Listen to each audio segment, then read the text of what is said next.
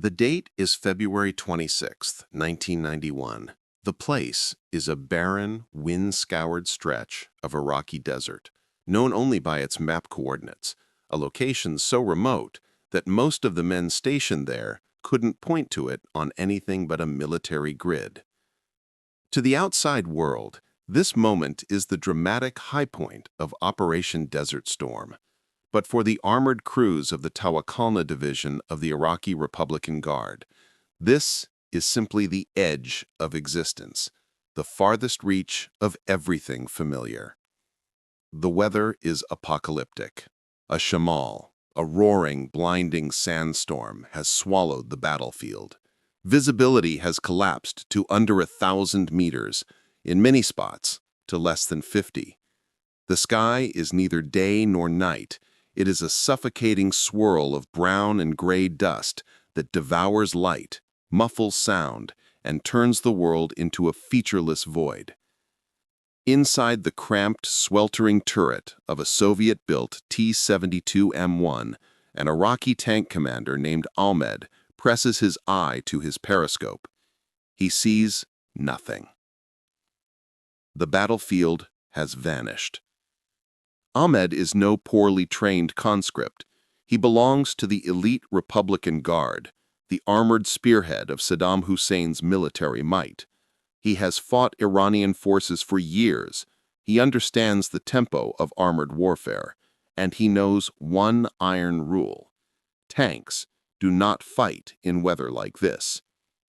Soviet doctrine, the manual that governs every move he and his division make, is explicit. In conditions like these, you dig in, form a defensive line, and wait for the storm to pass. Only then can optical rangefinders determine distance. Lasers barely function in this atmosphere. The few thermal sights in the division are primitive, and the dust-choked heat of the desert blinds them completely. Still, Ahmed is confident. His platoon of T-72s is entrenched perfectly in hold-down positions, buried into the sand, so that only their armored turrets show above the berms. In front of them lies a vast, flat killing field. If the Americans come, they must cross open terrain. They will be visible. They will be exposed. And the T-72, with its 125mm smoothbore gun, is built to destroy Western tanks. The radio crackles with static and anxious chatter, drifting down the Tawakalna line. They wait. Intelligence briefings claimed the coalition was overly cautious, rattled by the American media predictions of massive casualties. Ahmed checks his watch. It is mid-afternoon, though the storm makes it look like dusk. Then, the impossible occurs. There is no engine noise. The wind drowns everything. There is no visual cue. The storm hides all shapes.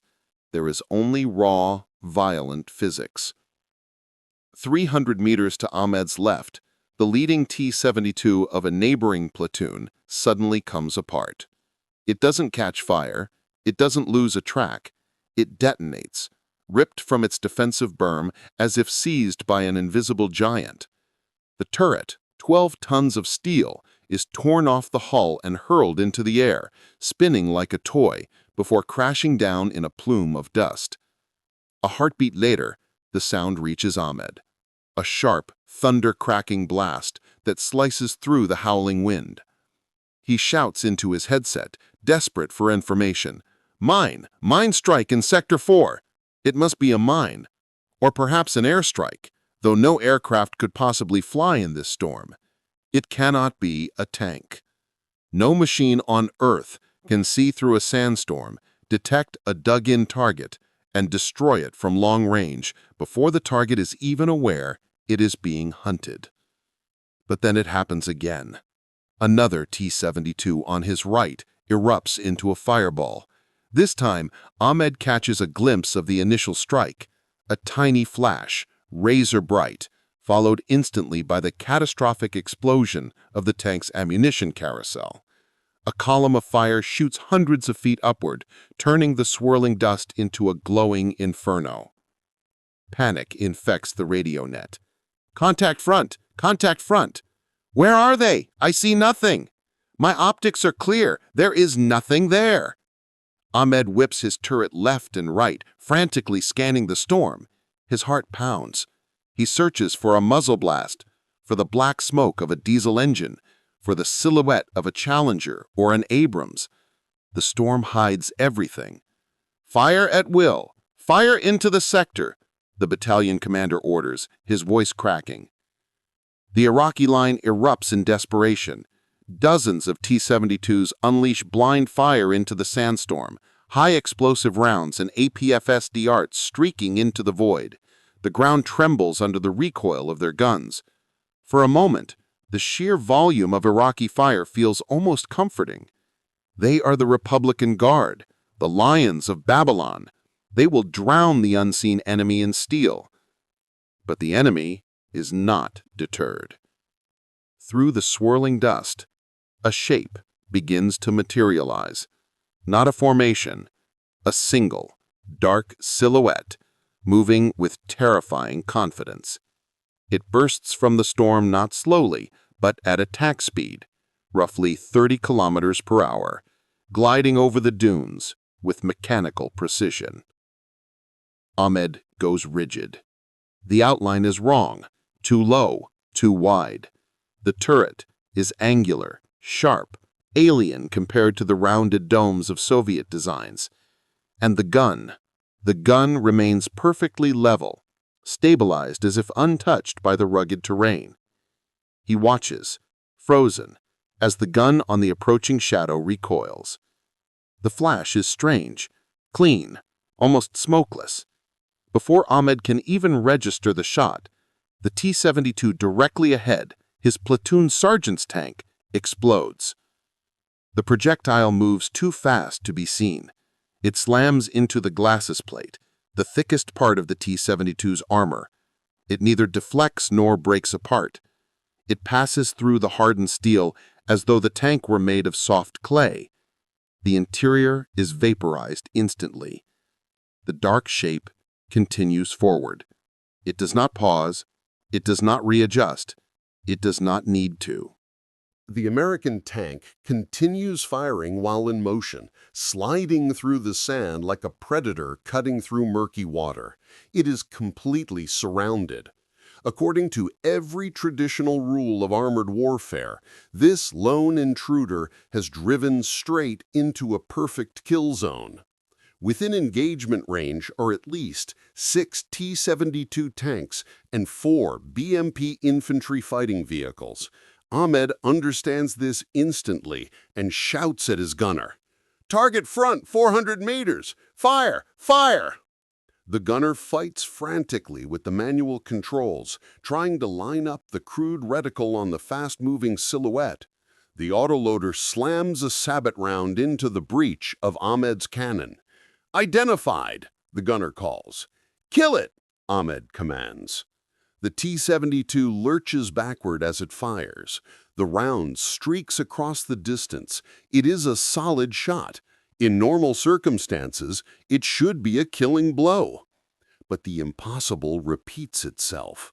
The sabot hits the front armor of the American machine, explodes into a shower of sparks, and the tank keeps advancing, completely unharmed. The Soviet-designed penetrator, capable of piercing the armor of a chieftain or an M60 Patton, shatters uselessly against the skin of this new adversary. It doesn't even force the vehicle to slow down. The American tank's turret begins to rotate. Slowly, methodically, like a mechanical executioner, it turns until the muzzle, black, steady, unblinking, is aimed directly at Ahmed's tank. The realization slams into him with the weight of a physical impact. This is not a fight. This is an extermination. They are not facing a tank. They are facing a phantom that can see through darkness, glide through storms, and ignore their strongest weapons. If you want to understand the hidden history of the Cold War and the technologies that shaped it, subscribe to Cold War Impact. We examine the secretive, the classified, and the catastrophic. But right now, in this moment in 1991, the stakes go far beyond the fate of a few armored crews. This battle is the first real confrontation between Soviet military philosophy and modern Western technology in nearly 40 years. For decades, the USSR exported its doctrine and machinery worldwide. The T-72 was the hammer of the Warsaw Pact, the protective wall of the Eastern Bloc. Thousands of them sat in bases from East Berlin to Vladivostok, ready to surge through the Fulda Gap at a moment's notice. The entire defensive posture of the Soviet Union rested on one belief: their armor was roughly equal to that of the West. In a direct clash, sheer numbers and rugged engineering would carry the day. But if Ahmed and his unit are annihilated here, if they are erased by an opponent they cannot see and cannot damage, it means the Soviets have been lying to themselves. It means the tanks guarding Moscow are obsolete. It means the geopolitical balance that kept the world in a nuclear stalemate for half a century has already shifted, and the Soviets didn't notice. Inside his turret, Ahmed cares nothing for geopolitics. His focus is on a red indicator glowing on his control panel. The enemy's laser is locked onto his tank. He watches the American vehicle, now less than 200 meters away, loom out of the storm like a steel leviathan. He keys his mic one final time. His voice trembles, filled with the same confusion that soon will grip Soviet officers thousands of miles away. "It's not stopping," he whispers. "Why is it not stopping?" The American tank fires. The silence that follows the slaughter is heavier than the storm itself. In the Republican Guard's Tactical Operations Center, deep inside a fortified bunker near the Kuwaiti border, radio operators are no longer shouting. They simply stare numbly at their equipment. The chaotic web of grease pencil symbols on the acetate map, icons representing companies, platoons, and battalions of the Tawakalna Division, has gone still. One by one, the desperate calls for reinforcements, artillery support, and medical evacuations are replaced by the empty hiss of dead air. Colonel Viktor Lezhkov, a senior technical advisor from the Soviet Ministry of Defense, stands quietly in the corner. Officially, he does not exist. The Soviet Union publicly supports UN resolutions and insists on its neutrality, desperately trying to negotiate a deal that might save Iraq from collapse. But men like Lezhkov are the hidden channel. They are sent to watch their exported weapons in real combat, to gather data, and the data he is receiving makes no sense. Lezhkov clutches the transcription of the final radio messages from Ahmed's sector. He reads it a third time, his knuckles whitening around the pages. The timestamps tell a story that defies everything he knows about armored warfare. From the first contact report to the total radio silence of the battalion, the entire engagement lasted less than 20 minutes. "This is a transcription mistake," Lezhkov says sharply, his Russian accent slicing through the murmured conversations of the exhausted Iraqi staff. He tosses the paper onto the operations map. "You compress the timeline. A dug-in battalion of T-72 tanks does not disappear in 20 minutes. Even if overrun, there would be close combat. There would be survivors." A weary Iraqi general, pale with fear, slowly shakes his head. "It is no error, Colonel. Reports from the flanks confirm it. They say the Americans move through them like a blade through water. They say our rounds did nothing." Lezhkov scoffs. "Impossible! The 125mm 2A46 gun is the strongest tank gun in the world. It can penetrate any NATO tank. If your crews hit the target is destroyed." But in the pit of his stomach, a cold weight forms. He knows Iraqi tankers are not incompetent. They are battle-hardened veterans of 8 years of brutal war with Iran. They are not untrained recruits, If they claim they hit their target, then they most likely did. Lezhkov demands to speak with a survivor. Hours later, a jeep forces its way through the suffocating dust and delivers a young lieutenant to the underground command post. He looks shaken to the core, his uniform streaked with oil, soot, and sand. He is one of the very few who managed to escape after the engine of his BMP personnel carrier choked on the storm. Forced to abandon the vehicle, he and the survivors fled on foot before the American machines arrived. Lezhkov interrogates him through a translator. "What did you see? Describe the enemy. Was it an airstrike, an Apache helicopter?" "No aircraft," the lieutenant whispers, eyes wide, staring into nothing as if reliving the moment. "It was a tank, a single tank. It came out of the storm." "And you fired?" "We fired. My commander fired 2 sabot rounds. I watched them hit. I saw the sparks." The lieutenant swallows hard. "Then the American tank turned its turret and killed him." Lezhkov steps back, hands shaking as he lights a cigarette. This is the nightmare scenario. The specter Soviet intelligence insisted wasn't real. For years, the GRU had intercepted rumors of a secret American armor program. They knew about the M1 Abrams, of course. It had been operational since 1980. But early intelligence portrayed it as a fast, fuel-hungry machine armed with a conventional 105mm gun, a weapon the Soviets had studied extensively. They had captured Israeli M60s with comparable guns. They had tested T-72 armor against them. They were confident. But lately, whispers from U.S. proving grounds had mentioned something else, a new variant, a new armor material involving depleted uranium, a new thermal imaging system capable of turning night into daylight.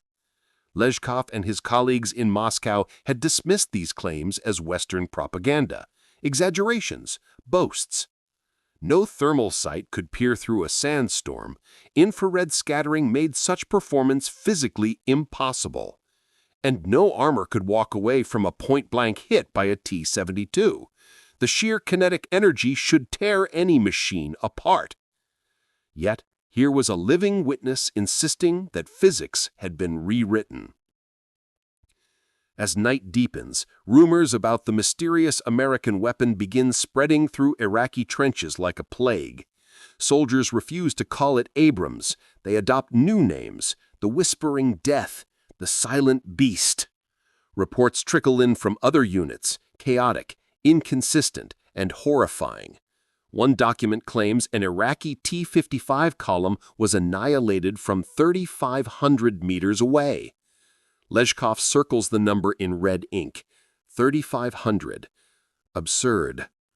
No tank gun on Earth can reliably hit a moving target at more than 2,000 meters, maybe 2,500 on a flawless range day. Through a sandstorm? Impossible. They must be using laser-guided missiles, an Iraqi officer suggests, trying to impose logic on the slaughter. Lezhkov considers the idea.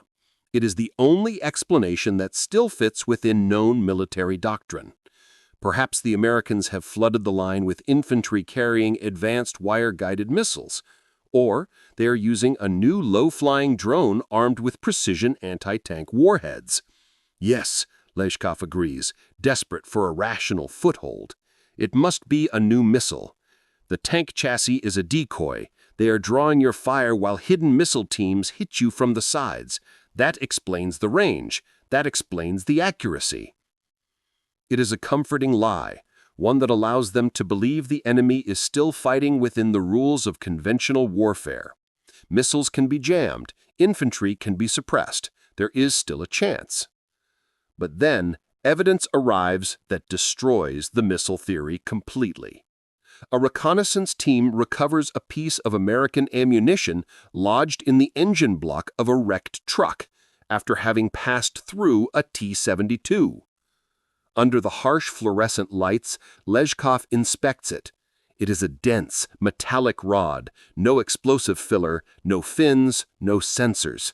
Just a simple, terrifying dart of dull silver-gray metal. It is still warm to the touch, shockingly heavy. "This is not a missile," Leshkov says quietly. "This is a kinetic energy penetrator." A dart. And for a dart to travel 3 kilometers, still carrying enough energy to punch through a tank and then bury itself in an engine block, it must have been launched at speeds Soviet engineers once considered impossible for any operational gun. Confusion in the bunker thickens into dread. If the Americans can hit them from ranges where the Iraqis cannot even detect them, if T-72 armor offers no protection, then digging in is suicide. "What do we do?" an Iraqi general asks. "Retreat? If you retreat, they will kill you from behind. You cannot outrun them." Reports say they moved at 40 kilometers per hour off-road. The Soviet advisors scrambled to send a coded cable to Moscow. It is not a status update. It is a plea. Subject: unknown American heavy armor capability. Sector Tawakkalna suffering 100% losses. Enemy engaging beyond visual range in zero visibility. Armor appears immune to 125mm AP FSDS. Possible unknown composite armor. Possible advanced thermal targeting. Request immediate countermeasures. Moscow's response hours later is useless, a bureaucratic shrug. Intelligence confirms M1 Abrams vulnerable from side and rear. Close distance. Use smoke screens. Avoid long-range engagements. Leshkov crushes the message in his hand. "Use smoke screens," he mutters bitterly. "We are in a sandstorm. The world is a smoke screen, and they can still see us." They are drawing the wrong conclusions because they are asking the wrong questions. They want to know how the Americans fight. They should be asking what the Americans have built. They assume this is a duel between tanks, steel versus steel, a heavyweight brawl. They assume they are dealing with incremental improvement, a stronger gun, a better armor plate. But as dusk settles on February 26th and the storm howls across the desert, the truth is about to reveal itself. The Americans have not sent a few tanks probing the line. The lone vehicle the lieutenant saw was not a solitary hunter. It was the spear point of something far larger. The ground begins to vibrate. Not from artillery, but from the synchronized rumble of hundreds of gas turbine engines. Leshkov looks at the map. The red symbols marking Republican Guard units have vanished. In their place, the intelligence officer places a single enormous blue arrow. "They're not stopping," the officer says quietly. "They've broken through. They're behind us." The investigation is over. The massacre is about to scale up. While Colonel Leshkov and the Iraqi generals were staring at charts in a bunker, trying to rationalize the slaughter as a glitch or a ghost, the true explanation sat thousands of miles away in a classified research building in Fort Belvoir, Virginia, and on a factory floor in Lima, Ohio. The Soviet analysis failed because it assumed the fight was fair, that tank warfare was still a contest of armor thickness and gun penetration. But the Americans had not prepared for a fistfight. For 15 years, in secret and with relentless precision, they had been building a machine designed to demolish the rules of armored combat entirely. To understand why that lone tank in the storm could take a direct hit, remain unscathed, and disappear back into the dust, we have to rewind to the 1970s. For after the Yom Kippur War of 1973, American planners were terrified. They had watched Soviet-made anti-tank missiles tear through Israeli M60s in 1973. From that moment, American planners understood the truth. The age of relying solely on steel armor was over. Steel was simply too heavy to build a tank thick enough to stop modern penetrators. It would tip the scales at 80 tons, too massive for bridges, too sluggish for combat. The Soviet response was to go smaller and lighter. which gave birth to the compact, low-profile T-72. The American response was far more radical, changed the nature of the material itself. Buried inside highly classified Pentagon programs, a joint effort with British researchers explored a new composite armor system, codenamed Burlington or Chobham. But the Americans went beyond it. By the mid-1980s, in absolute secrecy, they began upgrading the M1 Abrams with a material the Soviets possessed in abundance, but never considered using as armor: depleted uranium. Depleted uranium, a leftover product of nuclear processing, is astonishingly dense, almost 2.5 times heavier than steel. American engineers found a way to embed a lattice of this ultra-dense metal inside the tank's layered steel and ceramic armor, particularly in the turret cheeks. This created the M1A1 heavy armor variant. Externally, it looked identical to the standard Abrams, but to a Soviet kinetic penetrator, it was like hitting a slab of impossible density. When Ahmed's gunner fired the 125mm round in Part 1, the projectile didn't strike simple steel. It had a material so dense that the penetrator's internal structure shattered on impact. The energy that should have killed the American crew was absorbed and dispersed throughout the composite layers.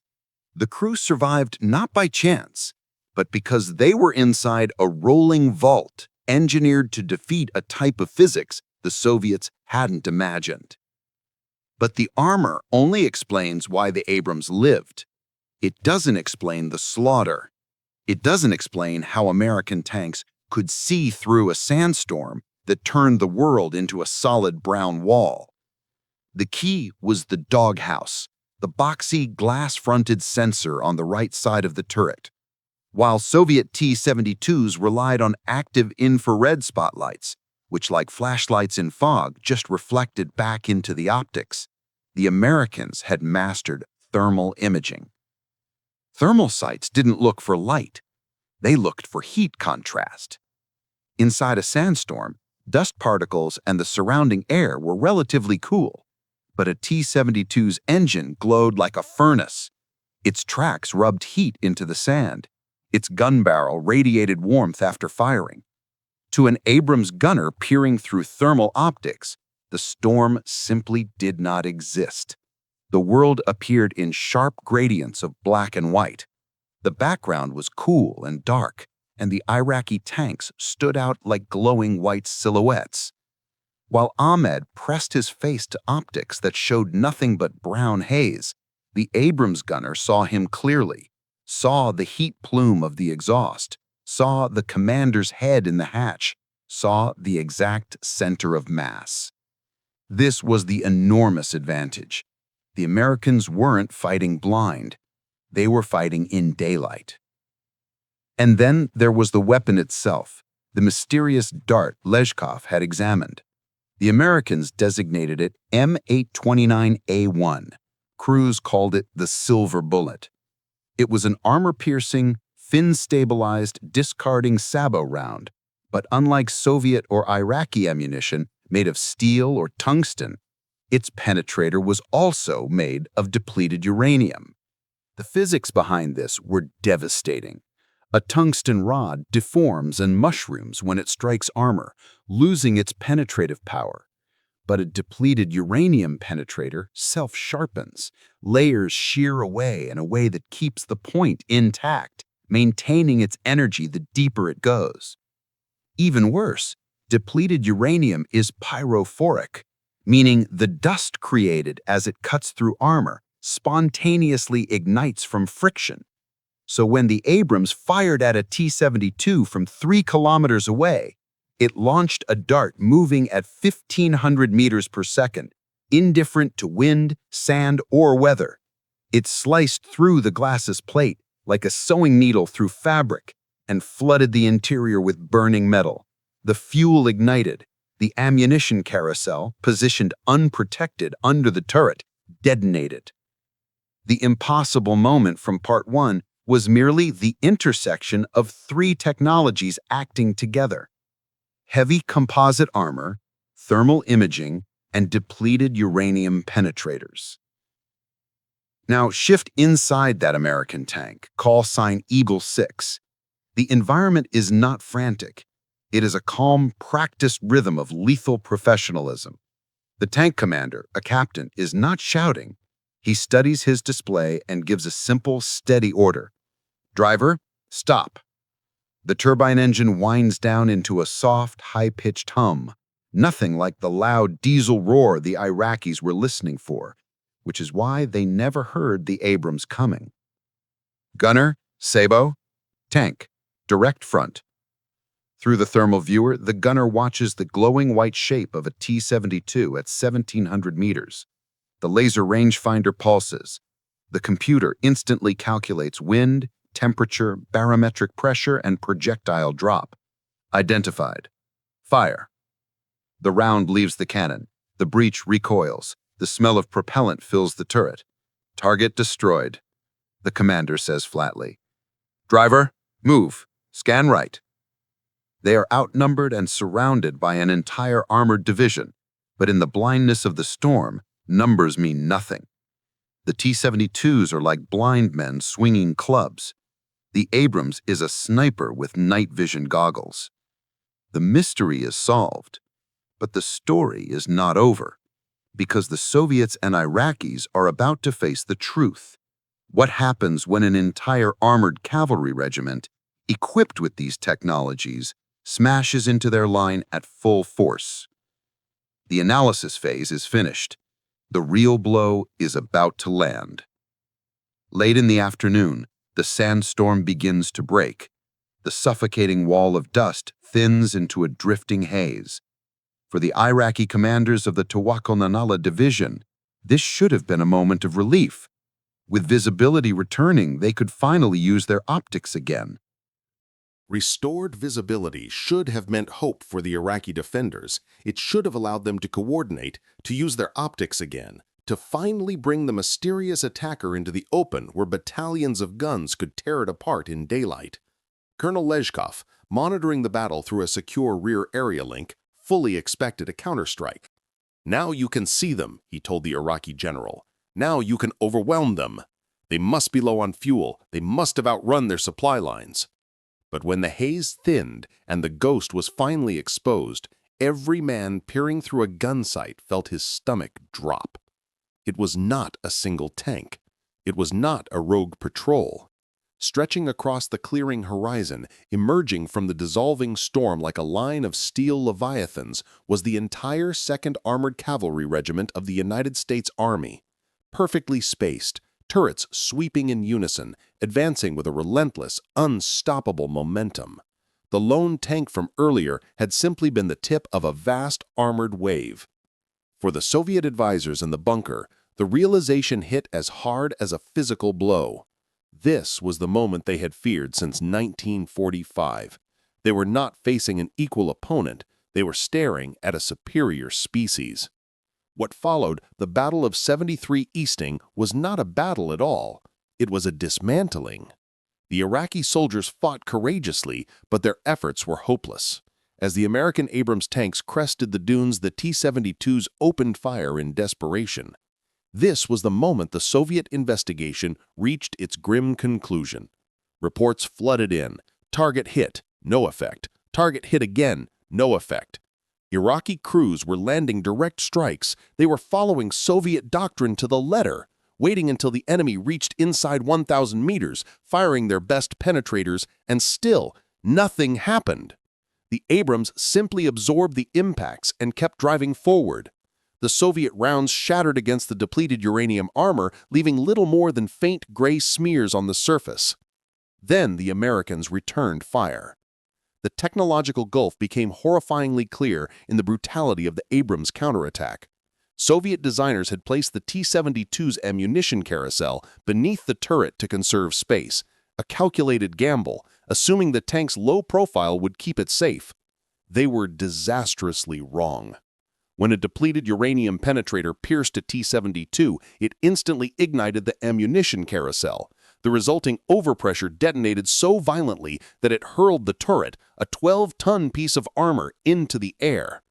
Lezhkov stared at fresh aerial reconnaissance photos.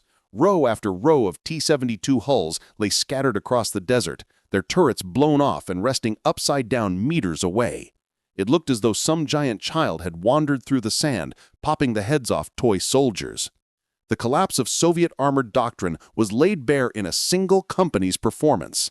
Eagle Troop, just 12 Abrams tanks, annihilated 28 Iraqi tanks, 16 armored personnel carriers, 30 trucks in only 23 minutes. American losses? 0. Not one U.S. tank was destroyed. Soviet advisors urged the Iraqis to deploy reserves to bring BMP-2 infantry fighting vehicles around the flanks in hopes of hitting the Abrams from the side or rear. It was suicide. The Abrams, with digital fire control computers decades ahead of Soviet designs, was engaging and destroying moving BMPs at ranges of 2,000 meters, all while charging across broken desert at 30 kilometers per hour. Soviet doctrine relied on the offensive spirit, the belief that aggression, maneuver, and numbers could smother a technologically superior foe. But at 73 Easting, mass simply provided more targets. By nightfall, the distant skyline was lit by the burning wrecks of the Tawakalana division. The mystery of the invulnerable tank had been unraveled, and the truth was even worse than the speculation. The Soviet Union had spent 40 years preparing for a war they had already lost, not on the battlefield, but in American laboratories in Virginia and factories in Ohio. In the bunker, the Iraqi general turned to Colonel Lezhkov. His pride was gone. His fury was gone. Only the hollow stare of a man watching his reality implode remained. "He's not stopping," he whispered. "They can see in the dark, they shoot through our armor, and we can't even scratch them." Lezhkov didn't respond. His mind was already in Moscow. He was thinking about the thousands of T-72s parked in East German depots. He was thinking about the dire report he would soon have to write. The question was no longer, what is that tank? The new question, the one that would haunt the Kremlin for years, was, how did we let them get this far ahead? When dawn broke over the Iraqi desert on February 27, 1991, it illuminated a scene that looked less like a battlefield and more like the scrapyard of an entire military era. The verdict of the engagement was not delivered by diplomats or politicians. It was written in the twisted, burning steel of the Tawakalana division. And when analysts surveyed the wreckage at 73 Easting and Medina Ridge, the statistics they recorded defied everything 20th century warfare had taught them. In just 100 hours of ground operations, coalition forces destroyed or captured more than 3,000 Iraqi tanks, and on the opposite side of that balance sheet stood a brutal, undeniable number. The total count of M1 Abrams tanks knocked out by T-72 fire was 0. Not very few, not a negligible number, 0. A small number of Abrams had been damaged by mines. A few were hit accidentally by friendly fire during the chaos of nighttime engagements. But in direct tank-on-tank combat, the crown jewel of the Soviet export catalog, the T-72 with its 125mm gun, failed to inflict a single catastrophic kill against the frontal armor of the American main battle tank. For Colonel Lezhkov and the generals back in Moscow, this statistic wasn't just alarming, it was a funeral bell tolling for the Soviet Union as a military superpower. The mystery that began with tanks disappearing inside a sandstorm, the confusion over why the American armor refused to die, had revealed a deeper structural collapse inside the Soviet system itself. For decades, the Cold War had been portrayed as a duel of ideologies, communism versus capitalism, but it was equally a duel of industrial philosophies. The Soviets believed in overwhelming numbers. Their doctrine was simple: build 50,000 rugged, uncomplicated tanks, and they would overpower 5,000 expensive, intricate Western machines. Good enough, they thought, would prevail through sheer mass. The M1 Abrams proved that when the quality gap becomes vast enough, numbers become irrelevant. The Americans hadn't merely produced a better tank. They had fused the microchip with armored warfare, thermal imaging, computerized fire control, digital communications. This was Silicon Valley welded onto a steel chassis. The Soviets were attempting to wage a digital age battle using analog tools. The shock of this realization rippled outward faster than any communique. Within months of the ceasefire, nations that had long purchased Soviet armored vehicles began canceling contracts. The myth of Soviet parity collapsed. If their most advanced tanks were helpless against American armor, then their promises of military protection were meaningless. In Moscow, hardliners watched footage of burning T-72s with a sense of catastrophic inevitability. They understood that the technological gap between East and West had grown so enormous that the USSR could never close it. Their economy was already faltering. They couldn't simultaneously fund research into thermal imaging, depleted uranium armor, digital fire control, and stealth technology. And so it is no coincidence that in December 1991, barely 10 months after Abrams' crews tore through the Republican Guard, the Soviet Union formally dissolved. The defeat in the desert stripped away the last illusion of their global strength. Epilogue. Today, the M1 Abrams remains the U.S. Army's primary battle tank. Heavier now, enhanced with layers of new sensors and advanced protection systems, it continues to evolve. Yet the legacy of that single crew fighting inside a sandstorm still stands as a defining symbol of the Cold War's end. Picture that moment once more. The blinding sheets of dust, the shrieking wind, and the terror of an Iraqi commander like Ahmed staring into emptiness, knowing something lethal was out there, but utterly unable to see it. That was the true metaphor of the final Cold War chapter. It wasn't two giants locked in an equal struggle. It was one side closing its eyes and hoping, while the other side slipped on night vision goggles and took aim. The mystery was never supernatural. It was simply a question of how long the illusion of balance could survive. And on a dusty afternoon in 1991, a depleted uranium sabot round moving at 1,500 meters per second finally shattered that illusion once and for all.